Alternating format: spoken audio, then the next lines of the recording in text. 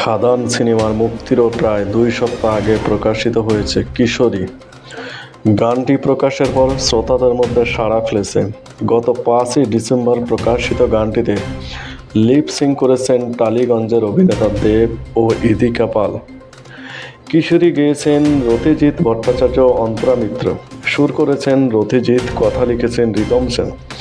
মুক্তির 4 সপ্তাহের ব্যবধানে সুন্দরী ফিল্মসের ইউটিউবের চ্যানেলে 5 কোটির বেশি বার দেখা হয়েছে। ইউটিউবের বাইরে ইনস্টাগ্রামেও ট্রেন্ডিংয়ে রয়েছে গানটি। ইউটিউবে এখনও পর্যন্ত প্রায় 31,000-এর বেশি মন্তব্য জমা পড়েছে। সুদীপ্ত নামের এক শ্রোতা লিখেছেন, প্রেমের জোয়ারে দুকুল ভেসেছে, এই একটা লাইনের জন্য গানটি হিট হয়ে গেল। আর এক শ্রোতা লিখেছেন, গানটা নেশায় পরিণত হয়ে গেল।